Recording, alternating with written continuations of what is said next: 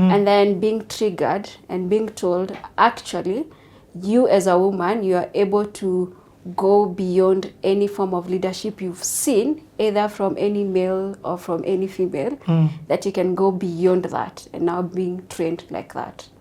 Yeah.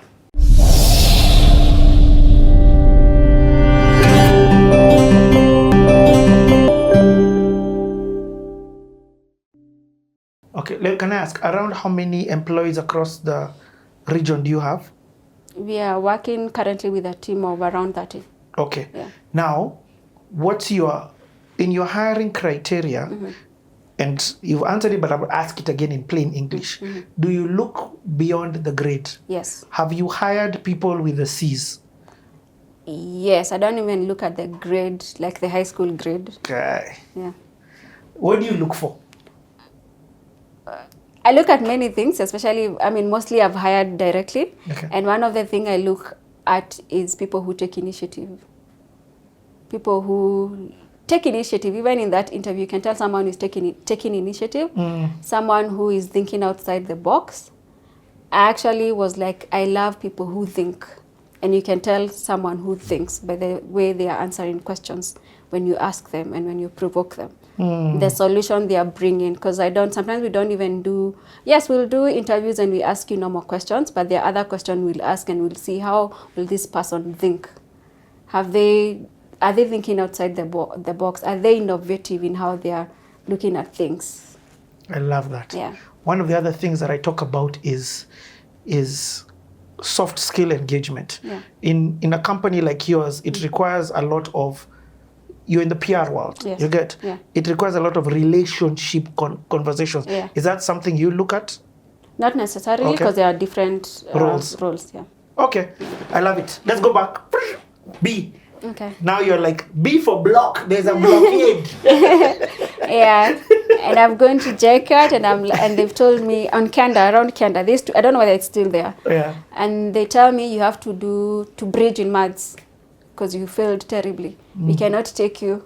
So I go back home and I tell my mom, I think I'm supposed to do a course in maths to bridge mathematics.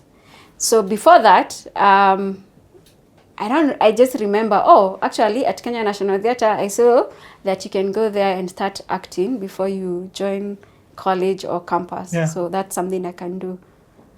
And in between, which is quite important, I don't know why at that point when I finished high school, I just stopped going to church.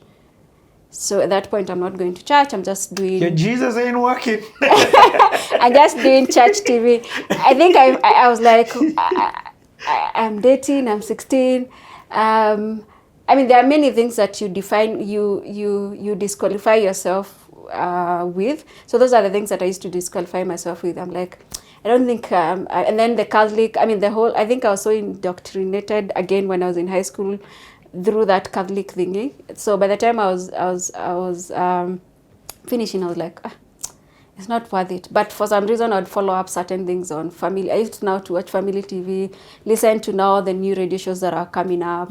Metro FM had come up with a show where Njoki was starting to do a show on gospel. So that's where now I started. That's where I started listening to and Kubamba. watch Kubamba. Yes, and now I started watching shows on family TV. I was still hungry and looking for who am I in God? What is this? And then now I hear that gap here is scary. Yeah. That gap here, a lot of people can get lost. Yeah. And my friends, my friends who I went with to high school who had C++, already immediately we finished, their parents had taken them to colleges to do certain things because they have money. Oh. Yeah. So that was quite interesting. So I'm here, I'm like, wow, just because I don't have money, I can't do this thing. But then what can I do? So your conversations with your mom and your brother are out of the picture? About, let me not out of the picture, because it sounds like you're already the one who's taking the initiative to look for what to do. Yeah. We're talking about this bridging thing at Kanda. Yeah. You are the one who's going to your mom and telling your mom. Yeah. Wow. Yeah. Okay. Yeah. I'm glad we've sort of chilled here, because now I'm seeing your initiative. Yeah. So I go and tell her, I think I should do bridging in maths. But then I just give her, she doesn't say anything. Then I'm like, Kenya National Theatre, let me go. I don't remember now how I ended up going for the first time. So I went to Kenya National Theatre, and it's easy because, you know, don't go into town. You just alight at Nairobi University, and it's easy to go to Kenya National Theatre. So I go to Kenya National Theatre, and Koja is just there as well. Yes, and no, someone had to show me Koja, but yeah, I figure, yeah, I didn't know very well. So at this time, have you earned money? No, I don't know. So maybe it's one of the to go here, you're getting from your mom. Maybe my brother would give me like 100 or whatever. It's just I don't even remember how I'd get to go. Okay. Or I'd ask her for 100 bob or 200 bob. Yeah. Okay. Yeah. So I go to Kenya National Theatre, and I can't explain. I didn't audition. I just met this guy, and then he told me they need someone to act like a child in their in some set books, and I was signed up. As a child? Yeah.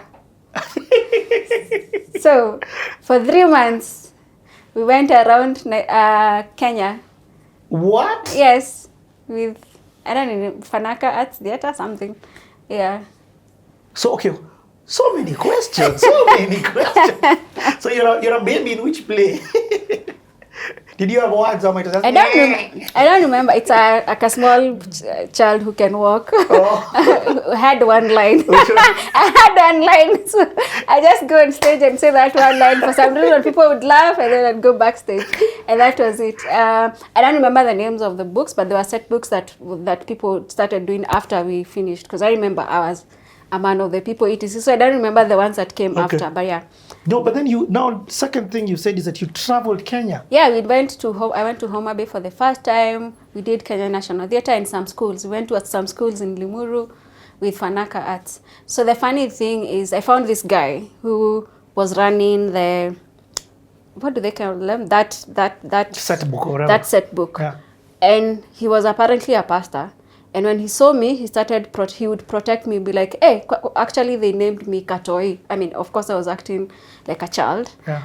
Katoi means child. So he started protecting me from everyone. So be like, and you people, don't mess with Katoi. So, I mean, because National Theatre was also crazy. There are many things I saw happening. I'm like, sorry, at that age. But then he protected me, and then he'd always be with me. And yeah. You have guardian angels, huh? Yeah. But again, I like what you've said. You're getting exposed again, but now to negative things. Yes. Probably drugs. Yes, drugs. Yeah, they used to do drugs. Am I supposed to say? Yeah. It's known. The story is the story. Well, they used to do funny things. That's all I say. That's all I say. Yo, so. Wow. So, anyway, but it's why I said this. I said this gap year is a very dangerous time. Yeah. Especially you who's come from this very confined space. Yeah. And now you have freedom. I mean, you're even talking about coming to Nairobi. Yeah. Your mom's not there. Your brother's not there. Yeah. You're being thrown in with strangers who become family, but they're strangers. Yeah. You get what I mean? Yeah. So that guardian angel is, when he's saying... I don't think they become family. They become people who are helping me through my journey. Yes, but what I mean by when I say family, it's you're seeing each other every day. Okay. So they're not family, but... Yeah. They're helping you. Yeah. Basically, she's saying, I'm kukua family. Yeah, they're not.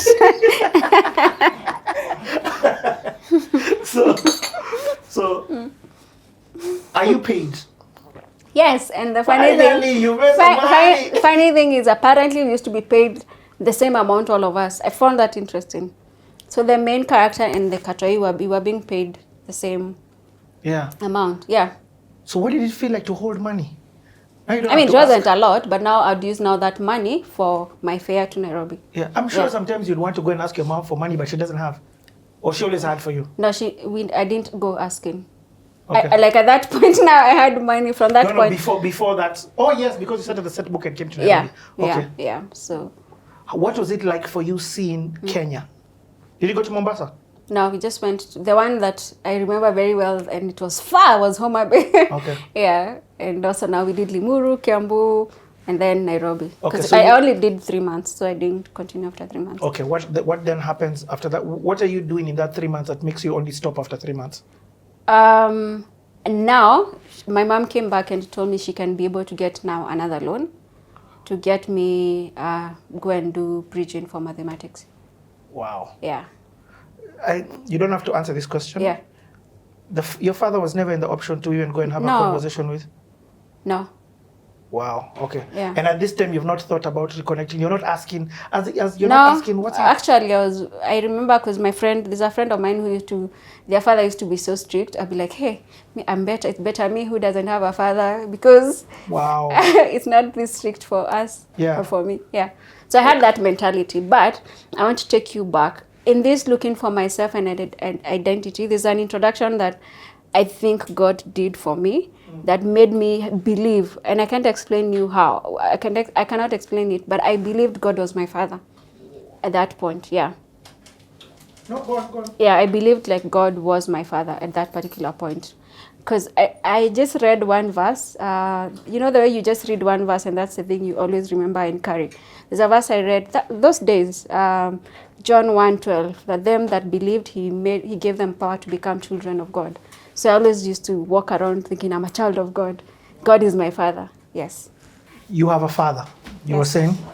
That's when you figured out that God is your father. Yes, at that young age. And later on in life, if you allow me to speak about this now, God introduced me to a father, truly, who, it's like he knew me then and now, and then he's been able now to teach me the wisdom of life, how to understand life, how to understand so many things, have knowledge, have understanding, walk in life in a different way than what I've known, how to now look up, because even in all my life, I was taught that we always look at other people to know the epitome or where we can get to. Or as a woman, women compare themselves to each other when it comes to leadership. And then being triggered and being told, actually, you as a woman, you are able to go beyond any form of leadership you've seen, either from any male or from any female,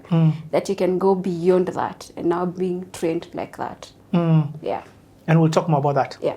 Okay, so what happens now? What's the transition after Kenya National Theatre, acting, into this next stage? So she comes back and she says we can do, I can do the maths thing. And I'm like, oh, that's interesting. And then I go register and I end up going to NIBS College, which was at Cooperative House, which is next Nairobi to Institute Railways. of Business Studies. Yes, which is next to Railways.